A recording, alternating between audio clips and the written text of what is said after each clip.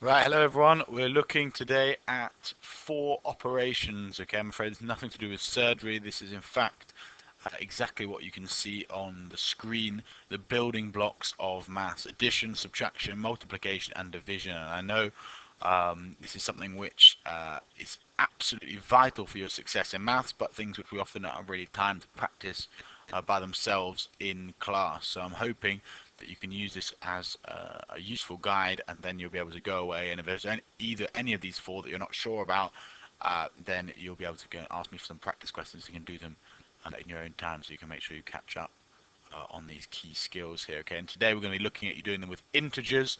Of course, integers are whole numbers. So the first thing we're going to look at is addition. Hopefully this should be nice and straightforward for most of you. Okay, so we've got 354, and we're going to add 297. Okay, so you line them up like that. Make sure that they all line up on the right hand edge here. Okay, then we do 4 plus 7, which is 11. We carry anything to the next column. I prefer to do it underneath here. Okay, I find it, especially with addition like this, it's nice and simple. 9 plus 5 plus 1 is 15, so the 5 goes here and the 1 goes down here, and then 3 plus 2 plus 1 is 6, and I've got my answer is equal to 651. Okay, nice and straightforward. Let's move on to the next one, which is subtraction. Okay, here, well, we've got to start with 495, and I'm going to subtract 132. So I start on the right hand side here again, and I do 5 take away 2, which is obviously just 3. Then I do 9 take away 3, which is obviously just 6. And 4 take away 1, which is 3. Very nice and straightforward. So this one is 363. I'm now going to show you a slightly trickier one, because you'd be very lucky if you got a subtraction like this in your exam. You've got this one here. Let's have a look at this one. So we've got 634 take away 425. Okay, and I'm hoping you're going to start to spot the problem here. Okay, we've got to try and do 4 take away 5. Well, unfortunately, in these kind of sums, I'm not allowed negative numbers. Okay, so I actually have to borrow from the next number along. Okay, I can't do 4 take away 5, so I'm going to borrow from this 3, turn it into a 2, so you lower it by 1, and that 1 I steal onto here, and now it should be okay. 14 take away 5, now I can do that, that's going to be 9. Then 2 take away 2 is 0, and 6 take away 4 is 2. So there is my answer, equals 209. Okay, so we had to borrow from this one here to help us subtract here. Okay, that should be fine, but we've got an even harder here. Okay, the hardest type. So we're going to look at this one. We've got 503, and I'm subtracting 258. And last time we only had to borrow once, but you can see something tricky here. Okay, so we start by saying, well, what's 3 take away 8? Well, I can't do it, so I'm going to have to borrow from the 0. Well, I can't borrow from the 0. The 0's not got anything. So I have to actually go even further along the line for help, and I find it at the 5. So I'm going to borrow from the 5. So I'll borrow from here, and that becomes a 4. But I can't just take that 1 all the way down to the 3 here. No, it has to go along each step. So it actually comes here. But I still haven't helped me out on this 3 take away 8. So then I borrow, let's do an even different colour here, from this 10. Okay, because that borrowed from this number. What do you think this becomes? This becomes a 9. And this becomes 13. Okay, because the 1 gets transferred here. So I'm borrowing twice. I couldn't borrow from here, so I had to go all the way to the end here. Borrowed from this one, which went to the middle. But again, that hadn't helped me over on this side, so I had to borrow from that middle one to get me to the far end. And then it's very simple, because 13 take away 8 is going to be 5. Change colour, sorry about that. 9 take away 5 is going to be 4. And 4 take away 2 is going to be 2.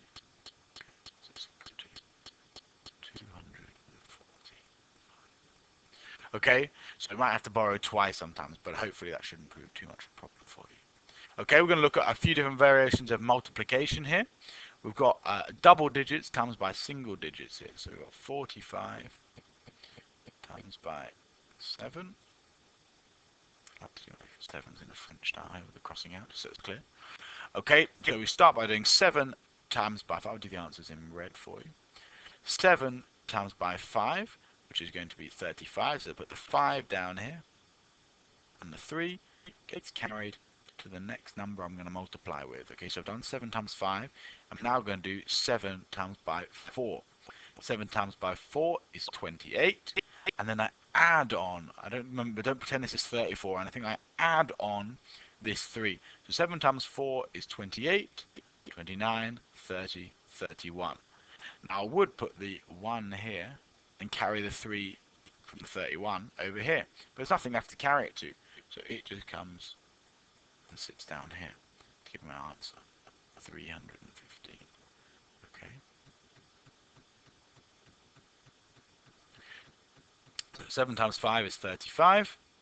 7 times 4 is 28. Add the 3, 31. Here it is, okay? Let's look at a slightly longer example here.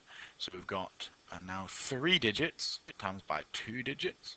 So let's switch here. We're going to do 638 times by 28. Now this is the one where people start to come unstuck, so we're going to think very carefully here. I'm going to make it here. I draw 2 lines like this, and then a bottom line here, and you're going to see why in a minute. I start by multiplying everything by this 8. Okay, so everything, sorry, in the top row by that 8. So I start by doing this. Okay, I said to myself, what's 8 times by 8? And the answer is, of course, 64. So I put the 4 here, and the 6, which is on the left of the number, 64, goes next to the next number I'm going to multiply by. Well, I've multiplied 8 times 8, so the next one is going to be the 3. Then I do 8 times 3, which is 24. And what do I have to do with this number? I add it on. So 24 plus 6 is 30. So I put the 0 here, and the 3 goes next to the next thing I'm going to multiply by. Here. So I've done 8 times 8, now I've done 8 times 3, and now finally I need to do 8 times by 6. 8 times by 6 is 48. What do I do with this? I add it on. 49, 50, 51. Okay, so I put the 1 down here, and the 5 should carry on to the next number, but there's no next number to carry it on to, so pop it down here. Okay, now then, here comes the exciting bit. I'm now going to multiply everything by 2, but before you start multiplying everything by 2, you always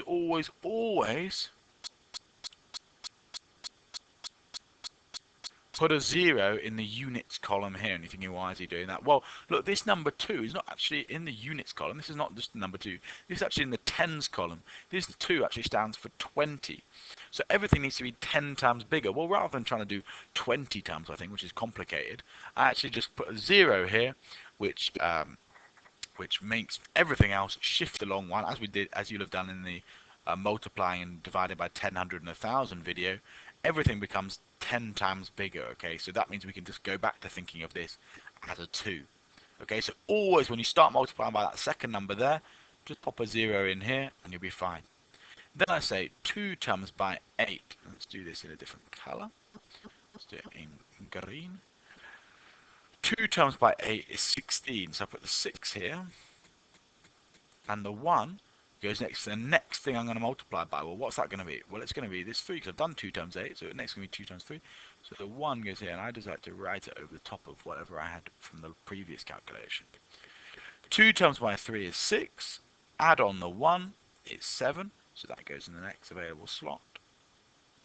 Okay, and then finally 2 times by 6 is 12. Don't add this on, because this was from the previous one. This was from when I was multiplying by the 8. 2 times by 6 is 12. That's it. So the 2 goes here. The 1 would carry on over here, but there's nothing left to carry it to. So it goes here. There's the 12. 2 times 6 is 12. Okay. And finally, this last box here, this last row here, is because I have to add together the answers. I did 8 times 8, 8 times 3, 8 times 6. Then I did 2 times 8, 2 times 3, 2 times 6. And now I have to multiply, so I have to add those two answers together. 4 plus 0 is 4. 0 plus 6 is 6. 1 plus 7 is 8. 5 plus 2 is 7. And 0 plus 1 is 1. So my answer there, wow, that's a big answer. 17,864. Okay. Wow, that was difficult. Okay. But now we're going to look very quickly at a couple of division questions. Okay. So here we've got 128 divided by 4. So I put the 4 on the outside of my, what I like to call it, bus stop. 1, 2, 8. And I asked myself the question, how many 4s fit into 1? The answer is, of course, 0. So this 1 has to get carried over because I haven't used it up yet. So it gets carried on to the next number. I then say, how many 4s in 12? The answer is, of course, 3. 4 times 3 is exactly 12. There's nothing remaining here, so nothing to carry over.